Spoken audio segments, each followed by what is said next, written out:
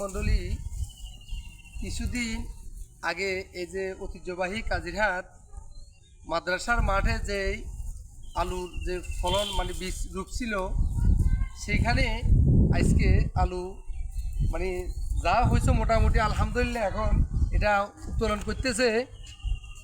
তো আমি এই যে আলুর ফসলগুলা কেমন হয়েছে এটা আমি কাজিরহাট বাজার এতিমখানা মাদ্রাসা সুপারিনটেন্ডেন্ট ওনার কাছ থেকে আমি শুনতে চাই।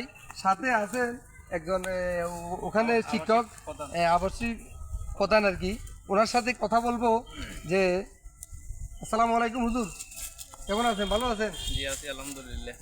এই যে আপনাদের যে মাঠে যে ফলনগুলা মানে লাগাইছিলেন, আলুগুলা বীজ লাগাইছিলেন, ফলনগুলো কেমন হয়েছে?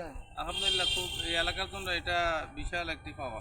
এই এলাকায় এরকম আর আলু হয়নি আমার জানা নেই। আমার 20-25 কেজি আলু রোপণ করছি, সম্ভবত 9 থেকে 10 মণ রকম। আর এক মুয়াতে প্রায় 800 গ্রাম 900 গ্রাম 500 গ্রামের নিচে নেই। আচ্ছা হুজুর, যে এই যে আলু যে মানে আপনি যে এখানে বীজ লাগাইছেন, এই আলুগুলো এখন কি মাদ্রাসার ফান্ডে থাকবে না এগুলো বিক্রি করে দিবেন? এটা এই টিম যারা আছে এখানে এরা খাবে, আর কিছু এখানে খরচটার জন্য হয়তো কিছু বিক্রি করবে। যাক আলহামদুলিল্লাহ। সুপ্রিয় দর্শক মণ্ডলী, এই যে ঐতিহ্যবাহী কাজিরহাট মাদ্রাসার মাঠে যেখানে আলুর বীজ রোপণ করছিল, সেই ওখানে মাত্র 9 কেজি আলুর বীজ লাগাইছে। এখন বর্তমানে এখানে অন্তত হুজুর 4-5 মণ হবে না? না, আর 8 থেকে 9 মণ, 9 থেকে 10 8-9 মণ আলু হয়েছে মাশাআল্লাহ। এক একটা আলু 25 কেজি পিস, এক একটা আলু 4টা আলু মোটামুটি 1 কেজি হয়ে যাবে যে আলু হয়েছে। আলহামদুলিল্লাহ, আল্লাহর দরবারে লাখো শুকর যে এখানে আসলে